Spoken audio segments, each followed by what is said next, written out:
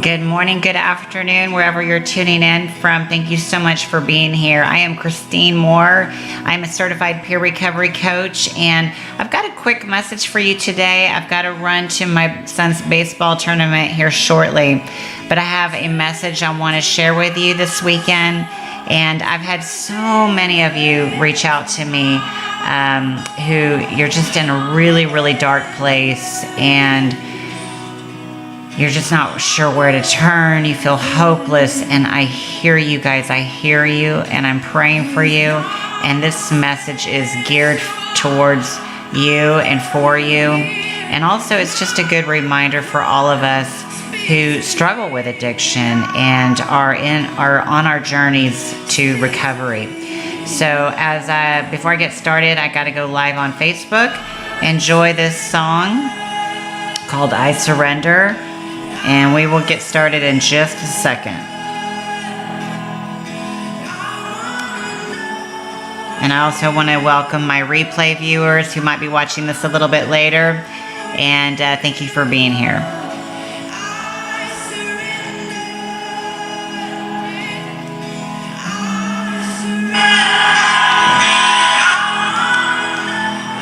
And I also want to welcome my replay viewers.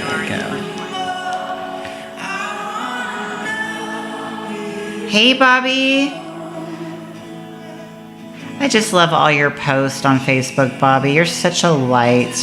So just thank you so much, my friend, for showing up for others, for showing up for me. I just love your smile. I'm having a wonderful Saturday. How about you, my friend?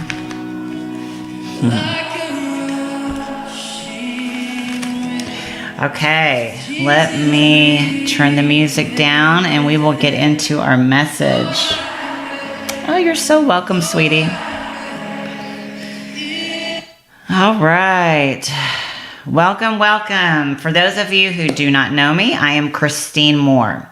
I'm a certified peer recovery coach. What does that mean? It means I'm someone with lived experience. I struggled personally with an addiction to prescription pills for over 15 years. And today, by the grace of God, I have been in recovery for 6 years. And for that, I am so grateful. I give all the glory to God. And He was the one who helped me to finally find the strength, find the courage to surrender and to take that first step in recovery. And that's what we're going to be talking about today, is that very first step, the most important step. And I was just reading through one of my devotionals that I have several, but this particular one is a Celebrate Recovery devotional. And it is day one, very first one. And just based off of the messages and the feedback that I've been getting from you guys, I thought that this would be a great message to share. Let me turn on my comments here so I can see you guys. And then make sure I am set to public. Hang on one second. I should have done that in the very beginning. Yeah, I got to set it to public so I can see my comments on StreamYard. There we go. Bobby, you're at work. It's going well so far. Awesome. Well, I know you've got long days, my friend, so hang in there. And I hope that you can listen to this message while you work. If not, definitely catch the replay. Okay, you guys, so the first step. So I struggled with addiction for a very, very long time. And I was stuck in my addiction because I was playing God, basically. I did not get out of my own way because I thought that I knew how to get out of the mess that I had gotten myself into. And just quite honestly, just to keep it 100, to keep it real, it just had not become painful enough for me to really make true change in my life. Because I would, things would happen, but I would always make excuses, or I'd say, oh, that was just a one-time occurrence, and I'll make sure it doesn't happen again, right? So exactly, Bobby, I had to control everything. Exactly. And so the Bible verse today is Romans 7:18, and it says, I know that, Paul is saying, I know that nothing good lives in me, that is, in my sinful nature. For I have the desire to do what is good, but I cannot carry it out.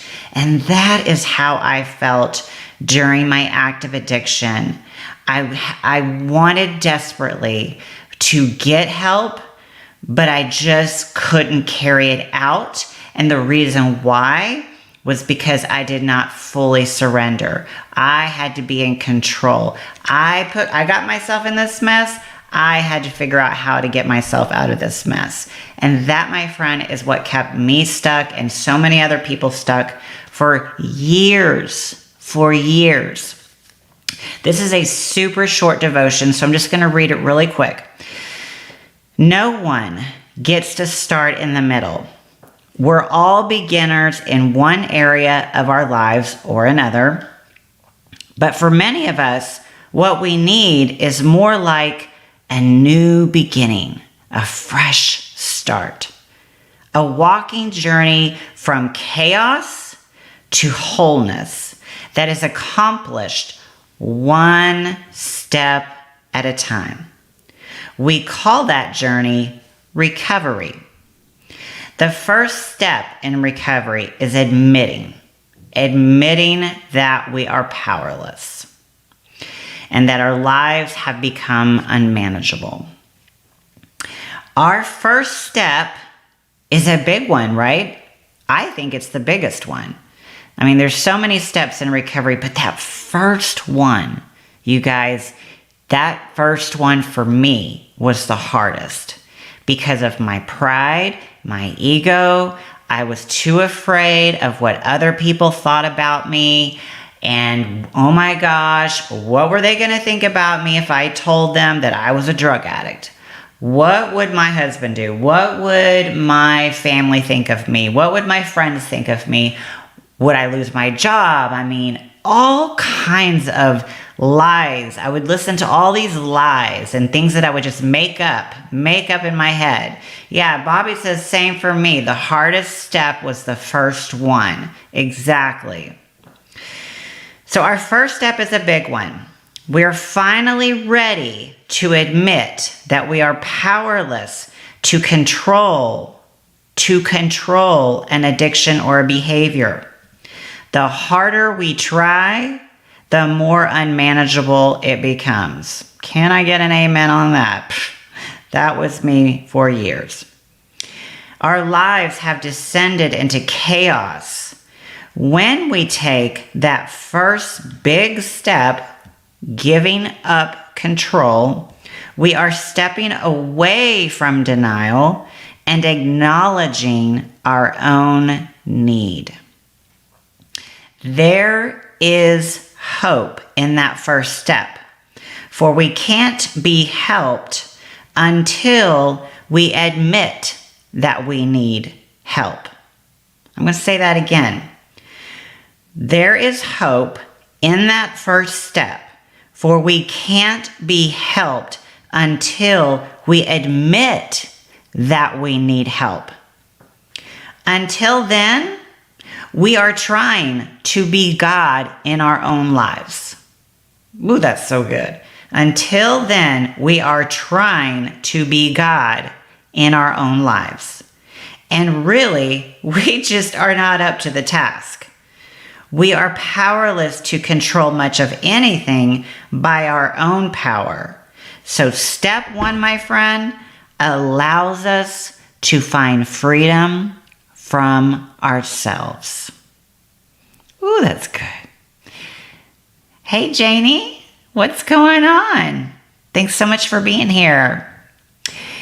Step one, you guys, allows us to find freedom from ourselves. Think about that for a minute. That is really powerful. I mean, I'm sure you guys feel the same way, but I know for myself,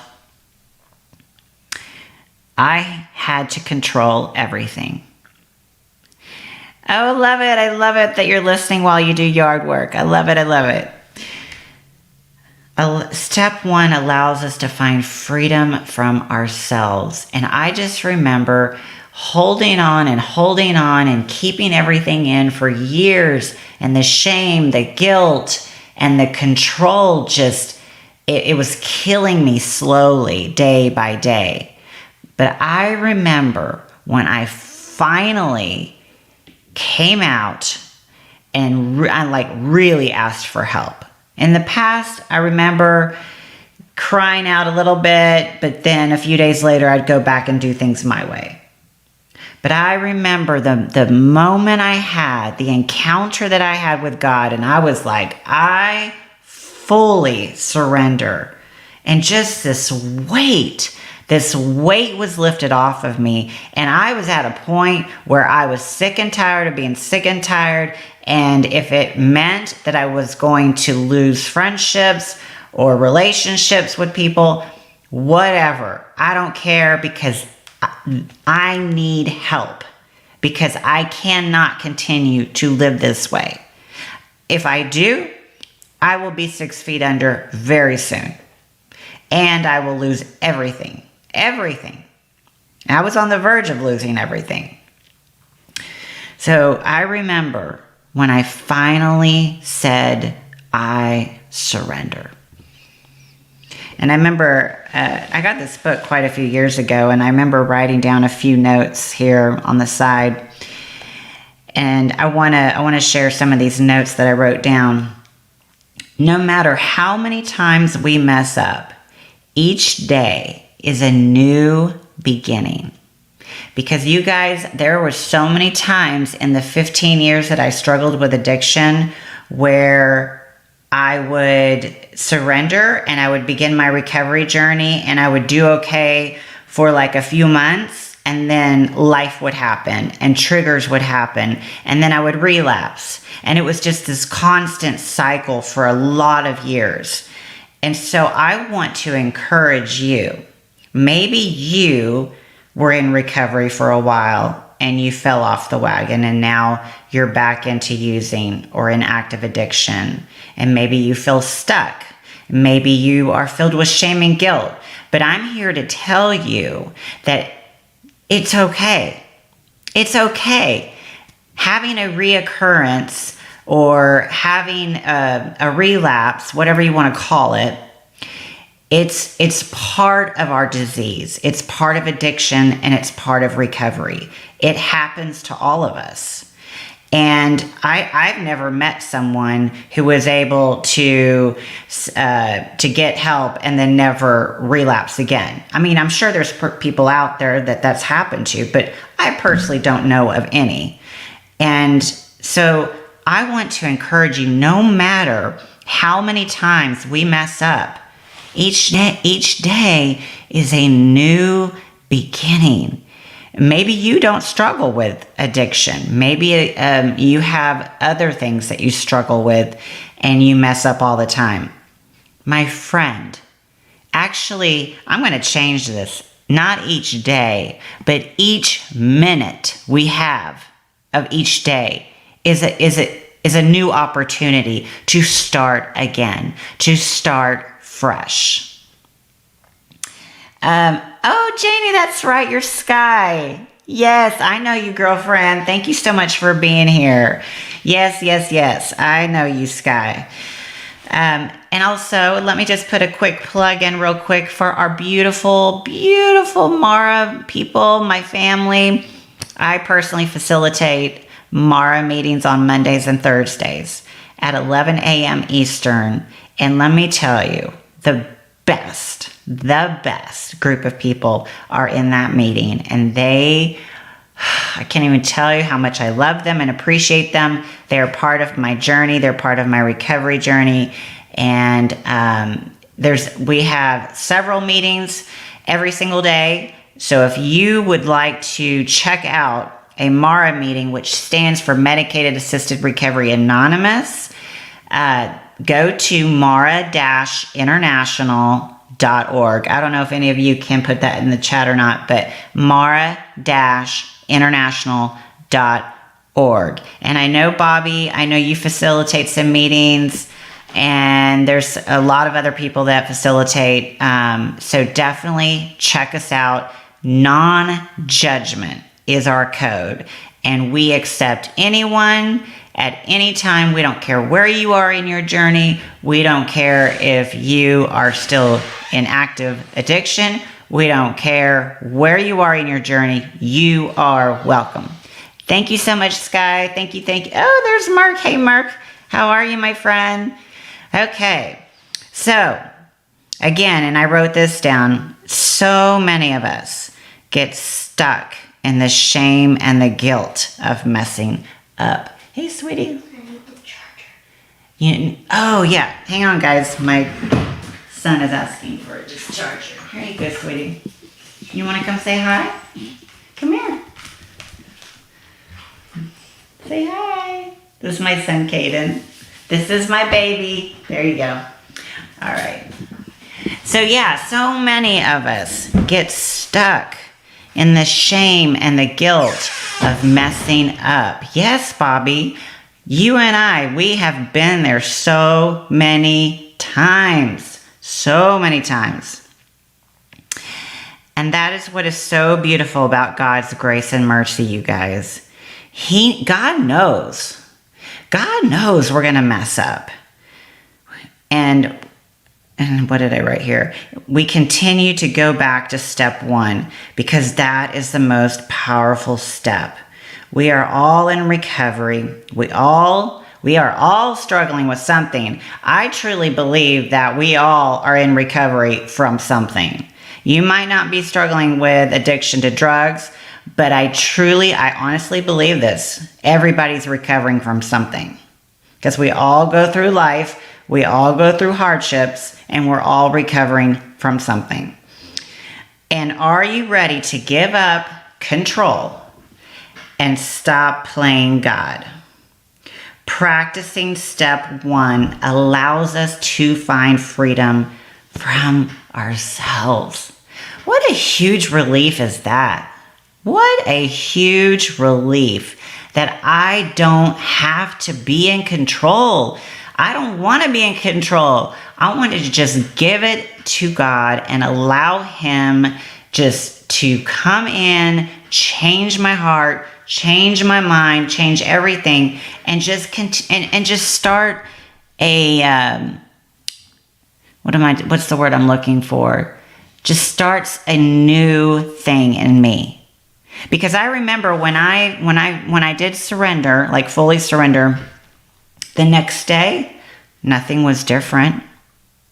The next week, nothing was different. My circumstances were still the same because I was living with what I had created.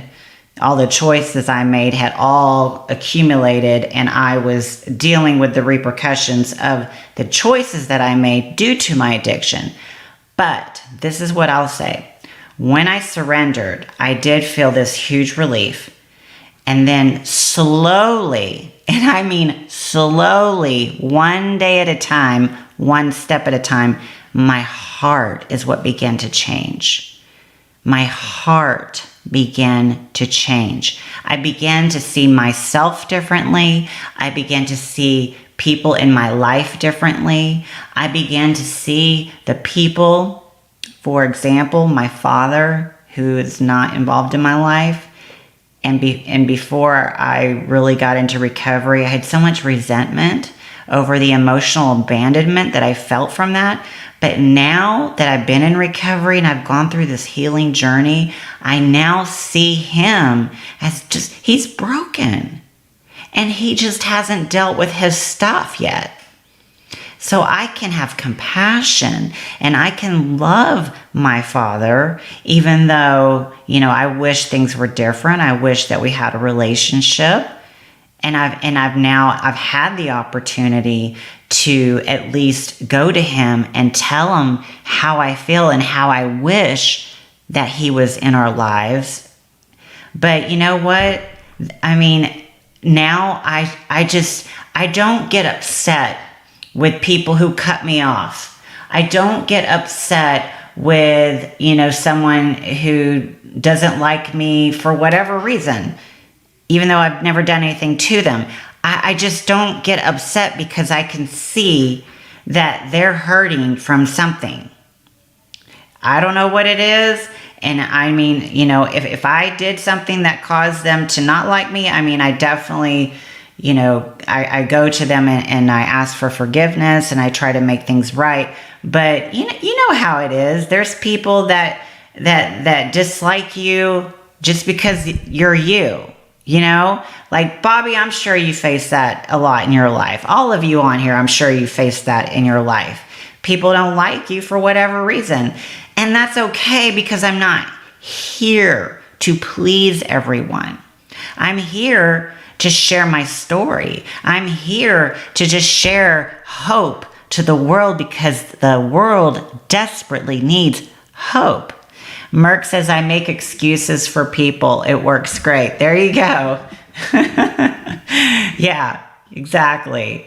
So you guys, I hope that this message resonated with you. And remember that first step, you can take it so many times. You don't have to just do it once. I probably go back to the first step multiple times. Bobby says, right, I used to get bullied all the time for being in the closet. Yes, I'm sure you did. I'm sure you did, my friend. And I'm so proud of you. I'm so stinking proud of you. All right, so remember, no one gets to start in the middle. We're all beginners in one area of our lives or another.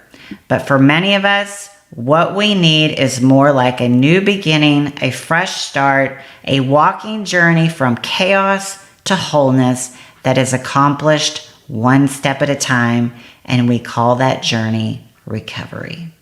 Recovery truly is one day at a time, one step at a time. And if you mess up, my friends, remember, each day is a new day to begin again. And I'll take that even further. Each minute is a minute to start again. I love you guys so much. Please reach out. You can check me out on my website, ChristineHMoore.com.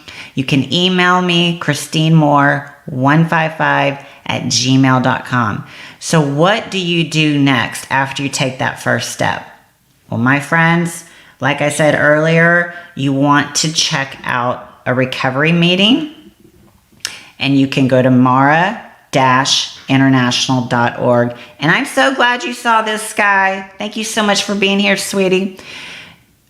So after you take that first step, you guys, it's so important to get into fellowship.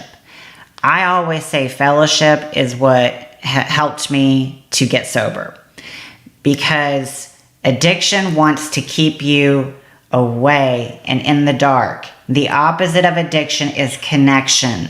So surround yourself with people who will love you, support you, and hold you accountable and cheer you on. And the people right here that are in this live and in the comments, these are my people. This is my recovery family, and I know that I can reach out to any of them, and I know they'll be there for me. Oh, okay. My email is ChristineMoore155@gmail.com. ChristineMoore155@gmail.com.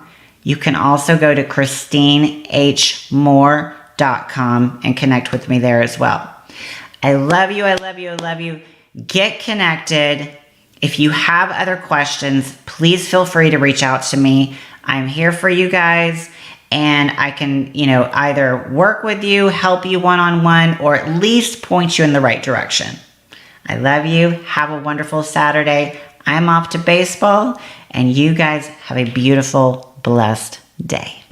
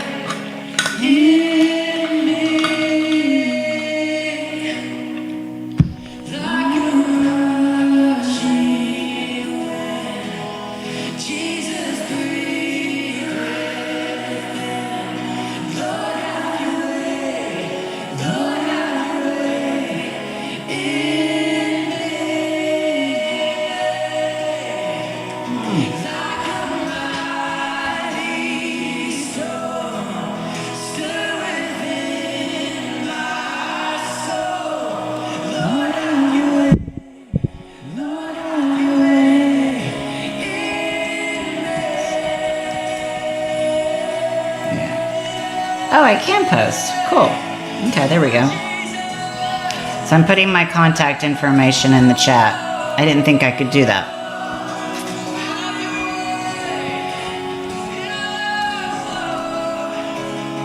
There we go.